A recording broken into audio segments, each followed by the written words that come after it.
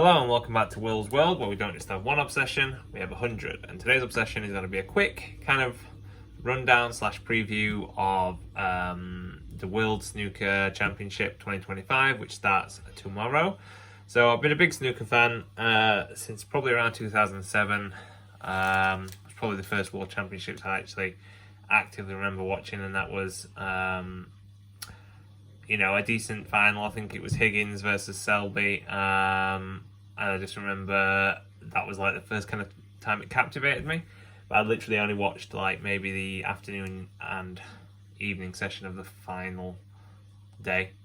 But then during that year, in between that championship and 2008 championship, started to pick up on a few bits, enjoyed playing pool. And then when the championship came round, it was obviously quite heavily Ronnie centred. Ronnie made the max. Ronnie ended up winning, beating Ali Carter in the final, who actually also made a maximum that year. So that was quite interesting that both maxi makers ended up in the final. And we'll get to that final lineup in a second. And so yeah, after that point, it became literally, as we talk about on this channel, an obsession, and I've pretty much followed it every year since. There's been dips and flows where I've not watched like all the other tournaments throughout the year, unless it was the big three or maybe some of the ITV ones. But it's always been and always will be a passion with my favourite players. Ranging from Max Selby all the way back to that final, Ronnie O'Sullivan, Judd Trump. I like Kyron Wilson, like Neil Robertson, Jimmy, obviously, Stephen Hendry, Steve Davis. The list goes on. But I guess the two biggest ones would be Ronnie O'Sullivan and Alex Higgins, who, even though was miles before my time, left a really significant impression on snooker. And so now as I stand here, all these years later, getting ready to preview this next championship, it's so interesting. As every year usually is. Ronnie is one of the favourites, which is expected considering his pedigree and history. But he's obviously had a very tumultuous year, both on the table and off the table, with Q issues and personal issues and a lot going off, which I have a huge amount of sympathy for, and I don't blame him. And I think at the end of the day, he's earned the right, to do this. At the end of the day, he's pushing 50, gonna be 50 soon. My goodness, if he needs to take time off, especially for his mental health and his sanity and other stuff like that, my goodness, he's earned that right 100 times over, in my opinion. So I don't have a problem with him leaving it to the last minute to decide to play. I mean, it might have been a different story had he decided not to play, but I think overall it's the right decision. And as we'll talk about now, we obviously have that huge matchup on Tuesday. I believe it starts the first session between Ronnie and Ali Carter. I mean, I watched the draw live on BBC iPlayer, and as soon as that came out, Rob Walker's face changed, Mark Selby's face changed. You kind of knew that was going to be could be a tasty affair. But that's the thing; it could end up being one of the most politely played games ever. You just don't know. It depends on the day. It depends on what happens in the match. People get flukes. Is there going to be any more shoulder barges? It's very tight in the Crucible. There's all these kind of things that you have to consider. But obviously, I think that's probably the standout tie of the first round. But we've also got Kyron Wilson, obviously opening the championship tomorrow, and he will finish tomorrow's play as well on table one. I would assume it would be. I don't know. It's always difficult to tip how these first-time champions will fare. If you think back to Mark Selby when he won it in 2014, he ended up missing that year that Bingham won it in 15, but then got 16 and 17. And so he was probably one of the people I would have tipped the most likely to retain. But having said that, Kyron, he's similar qualities to Mark in terms of he's got a very, very solid all-round game. People may label Kyron, like Mark, sometimes as more defensive players, and that's true. But ultimately, when they are in full flow as break builders, then they're up there as the best. So I think Kyron also has a huge chance this year. From looking at the draw, he's got a reasonable draw up until the next round, etc.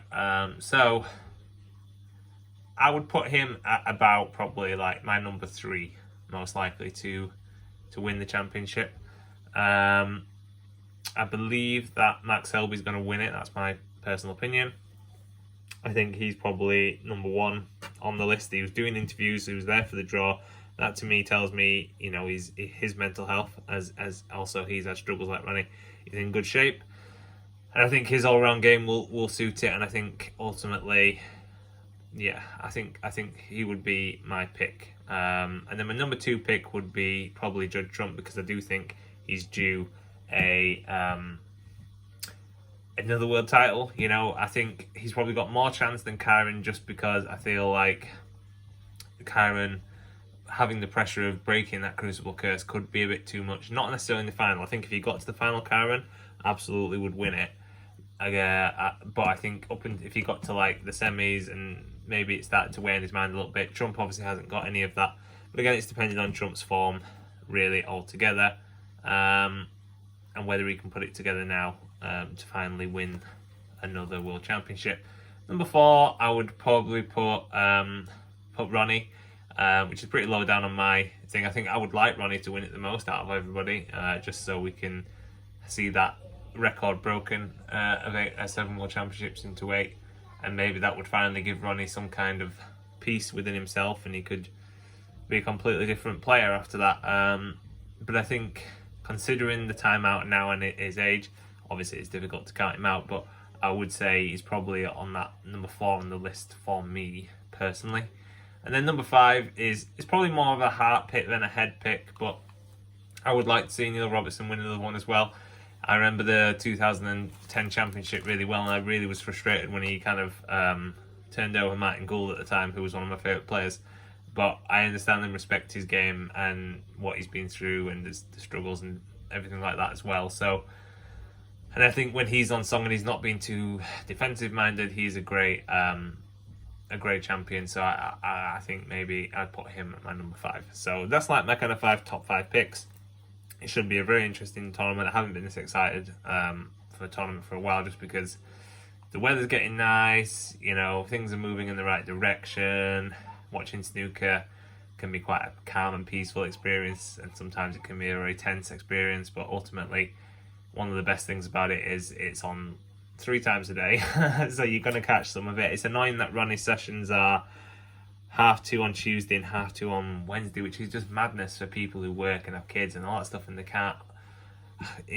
I mean, I know he's not maybe the biggest draw anymore, and you'd probably put Kyron or Judd or maybe even Max Selby as the evening sessions, but to me that makes no sense. I know they can't really fix it with it being a blind draw, but I think that's a bit nonsense. So I'll try my best to catch some of the daytime sessions, but probably more likely to be catching the evening sessions. And I'll do a few updates throughout the championship, just to express my thoughts, and then if there's any huge shocks or anything happening. But yeah, should be good. Looking forward to it. Let's see if my predictions come true by the end of the championship, whether my picks get very far. They could all go out in the first round, who knows. Anyway guys, thank you for watching something a little bit different. I really appreciate it. I know I've not been uploading as many videos recently. There's a lot going off, but I'm hoping to pick that back up soon, and also become far more consistent again. But yeah, thank you for watching, and as always, please take care, and peace, love and prayers. Bye.